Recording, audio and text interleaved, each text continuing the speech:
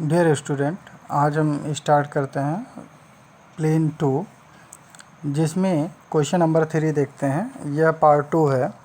उस समतल का समीकरण ज्ञात करें जो नियामक अक्षों पर -4, 2 और 3 के अंतःखंड काटता है। यहाँ पर ये ध्यान रखिए कि ये -4 है और -4 इस तरह से जो यहाँ पर दर्शाया गया है -4 है। अतः इसको हम लिखते हैं कि -4, 2 और -4, 2 तथा 3 के अंतःखंड काटता है और समतल का समीकरण आप ज्ञात करें। तो समतल का समीकरण क्या होगा? अंतःखंड रूप में x/a + y/b + z/c = 1, जहाँ a, b, c नियामक अक्ष पर काटे गए अंतःखंड हैं। अब ज़रा हम ध्यान देते हैं कि a = -4 है, b = 2 है और c = 3 है। तो अतः समतल का समीकरण जो होगा x/-4 + y/2 + z/3 = 1 होता है। अब जो है हम 2, 3 और 4 का एलसीएम ले लेते हैं।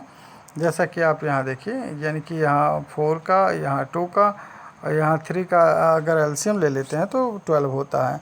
और 12 जो है हम उस साइड भेज देते हैं, ठीक है। और इसको एलसीएम मेथड से हम ऐड करते हैं तो यहाँ पर -2 -3x + 6y + 4z = 12 हो जाता है। माइनस कॉमन कर लें तो जहाँ प्लस था वहाँ माइनस, जहाँ माइनस था वहाँ प्लस हो जाएगा। तो माइनस यह राइट साइड में भेज देंगे, लेफ़्ट साइड से, यानी कि इसका पक्षांतर कर देंगे तो यह जो है इक्वेशन आ जाएगा 3x - 6y और -4z = -12। यही यहाँ इक्वेशन होगा समतल का, जो कि समतल का इक्वेशन पूछा गया है, जिसके नियामक अक्ष पर -4, 2 और 3 का अंतःखंड काटता है। अच्छा, इसके बाद हम देखते हैं समतल का लंबरूपी समीकरण। यहाँ समतल का लंबरूपी समीकरण में यदि मूल O से किसी समतल पर डाले गए लंब OA की लंबाई P हो और तथा इसके दिक् को जाएँ L या M हो, तो समतल का समीकरण देखिए क्या होगा। Lx + My + Nz = P, जैसा कि इसमें समीकरण में दिया हुआ है। Lx + My + Nz = P। आप जानते हैं Lx यानी कि L जो है cos अल्फ़ा होता है, Y cos बीटा और Z cos गामा = P। तो Lx यानी कि L के जगह पर हम cos अल्फ़ा, Y के जगह यानी कि M के जगह पर cos बीटा और N के जगह पर cos गामा लिखते हैं, क्योंकि ये डायरेक्शन कोसाइंस होते हैं। L, M, N क्या होते हैं? Direction cosine. अब चलिए हम देखते हैं कि दिए हुए समतल का समांतर समतल का समीकरण निकालना। दिए हुए समतल के समांतर समतल का समीकरण, मान लीजिए कोई प्लेन है और ये कोई प्लेन है, इसके समांतर कोई दूसरा प्लेन हमने ले लिया, तो इसका इस समीकरण के अनुसार जो है इसका समीकरण निकालना, इस समतल का समीकरण निकालना, ठीक है। तो हम देखते हैं कि पहला जो समतल है ax + by + cz + d = 0 है, तो इनके समांतर समतल का समीकरण जो होगा वो ax + by + cz + k = 0 होगा। इसमें केवल अंतर क्या है कि जो दोनों में है वो d यानी कि k के रूप में लिखा जाता है, यानी कि दूसरा कांस्टेंट ले लिया जाता है। और बाकी जो इक्वेशन में ax, by + cz समांतर के लिए दोनों में सेम होंगे, ax + by + cz। और यहाँ पर d = k होगा, जहाँ k क्या है? एक अचर राशि है, यानी कि एक कांस्टेंट है, ठीक है। दो समतलों के परिच्छेद रेखा से होकर जाने वाले समतल का समीकरण ज्ञात करें।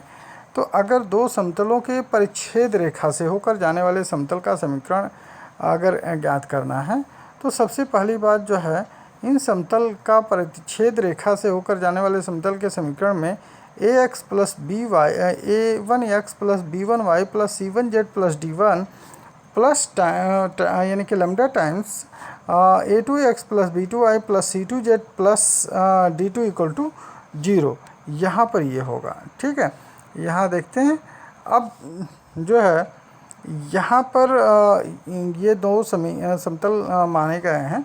जैसे पहला समतल का समीकरण दिया हुआ a1x + b1y + c1z plus D1 equal to 0, और दूसरा समतल का समीकरण हमें दिया हुआ है A2x plus B2y plus C2z plus D2 equal to 0। इन्हीं को केवल यानी कि पहला समतल का समीकरण प्लस लैम्डा टाइम्स दूसरे समतल का समीकरण हम लिख लेते हैं। तो यहाँ पर जो है ये प्रतिच्छेद रेखा से जाने वाले समतल का समीकरण हो जाएगा। यानी कि दो समतल हैं, अब इनको फिगर से हम समझा देते हैं कि अगर दो समतल हैं तो उनके प्रतिच्छेद रेखा, मान लीजिए एक दूसरे को प्रतिच्छेद करते हैं, इनके प्रतिच्छेद रेखा से होकर जाने वाले समतल का समीकरण हमें ज्ञात करना है। जैसे आप बुक को लें और बुक को खोलें तो आप देखेंगे कि दोनों पृष्ठ एक दूसरे के कुछ एंगल बनाते हुए खुलते हैं। तो उसमें जो उनका जॉइनिंग लाइन होता है उसी को प्रतिच्छेद रेखा कहा जाता है यहाँ, और उस प्रतिच्छेद रेखा के समतल का समीकरण जो है यहाँ पर दिया गया है। अतः चलिए आगे हम बढ़ते हैं और क्वेश्चन देखते हैं। क्वेश्चन नंबर 4 जो है यहाँ पर है समतल के समीकरण जो है 4x plus 3y minus 6z minus 12 equal to 0 है। अब यहाँ पर कह रहा अंतःखंड रूप में व्यक्त करें तथा नियामक अक्षों पर इसका अंतःखंड ज्ञात करें। तो पहले तो अंतःखंड रूप में हम व्यक्त करते हैं और उस अंतःखंड रूप से ही पता चल जाएगा कि नियामक अक्षों पर अंतःखंड क्या है। तो चलिए हम देखते हैं क्वेश्चन को। यानी कि एक क्वेश्चन दिया हुआ है, एक क्वेश्चन यहाँ पर यानी कि 4x plus 3y plus 6z minus 12 equal to 0 दिया हुआ है, जो कि यहाँ पर लिख लिया। अब इसको जो है हमें अंतःखंड रूप में व्यक्त करना। तो अंतःखंड आप जानते हैं x upon a plus y upon b और प्लस z अपॉन c और इक्वल टू 1 होता है। ठीक है, यह अंतःखंड रूप में समतल का समीकरण होता है। तो हम इसी फॉर्म में इसे लाएंगे। हम क्या करते हैं, 12 को जो है हम पक्षांतर कर लेते हैं, यानी कि ट्रांसपोज कर लेंगे राइट साइड में, और यह प्लस 12 हो जाएगा। अब इसी 12 से जो है, क्योंकि राइट साइड में हमें ध्यान रखना है कि 1 लाना है, तो हम 12 से थ्रू आउट यानी कि पूरे समीकरण में, थ्रू आउट समीकरण मतलब थ्रू आउट इक्वेशन मतलब पूरे समीकरण में हम 12 से भाग दे देंगे, 12 से डिवाइड कर देंगे, जैसा कि इस जो है स्टेप में किया गया है। 4x upon 12 plus 3y upon 12 minus 6z upon 12 equal to 12 upon 12। अब जो है ये 12 अपॉन 12 1 हो जाता है, और 4 से 12 को काटेंगे x/3, 3 से 12 को काटेंगे y/4 हो जाएगा, और 6 से 12 को अगर कट करते हैं तो यहाँ पर z/2 जैसा कि इस समीकरण में आया है। ठीक है, इसमें देखते हैं हम x अपॉन 3 है, y अपॉन 4 है और माइनस z अपॉन 2 है, तो इक्वल टू 1 है। तो इस समीकरण 1 का हम x upon a plus y upon b plus z upon c equal to 1 से क्या करते हैं, हम तुलना कर लेते हैं। अगर इनका तुलना करेंगे तो हम देखते हैं a के जगह पर क्या है, a के जगह पर हमें 3 मिल रहा है, b के जगह पर हमें 4 मिल रहा है, लेकिन c के जगह पर हमें -2 मिल रहा है, क्योंकि यहाँ पर प्लस है, प्लस होना चाहिए जबकि माइनस है, तो इसलिए हम -2 ले लेते हैं। तो अतः हमारा अंतःखंड का समीकरण, यहाँ देखिए इक्वेशन 1 आया है, यह अंतःखंड का समीकरण है। और इसमें अंतःखंड पर जो अंतःखंड कटेगा नियामक अक्ष पर, तो यह जो है a equal to 3, b equal to 4 और c इक्वल टू -2 दिया हुआ। अतः नियामक अक्षों पर अंतःखंड 3, 4 और -2 होगा। आई होप आप लोगों को यह समझ में आया होगा। और क्वेश्चन नंबर 6 पर आते हैं।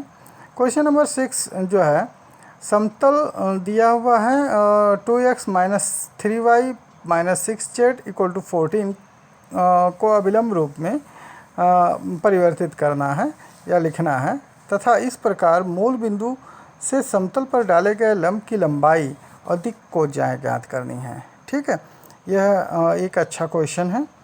देखिए इसमें समतल का समीकरण दिया हुआ है, जैसा कि आप देख रहे हैं समतल का समीकरण है 2x minus 3y minus 6z equal to 14, जो अभिलंब रूप में परिवर्तित करके, इसे अभिलंब रूप में परिवर्तित करने का मतलब क्या है, यानी कि डायरेक्शन कोसाइन जो है के मल्टीप्लिकेशन फॉर्म में जो है व्यक्त करना है। जैसा कि अभी हमने अभिलंब रूप का समीकरण बताया था, एल एक्स प्लस यम वाई प्लस एन जेड और इक्वल टू पी, यही था, जिसको यल को कास अल्फ़ा और यम को कास बीटा और एन को कास गामा के रूप में आपने लिखा था।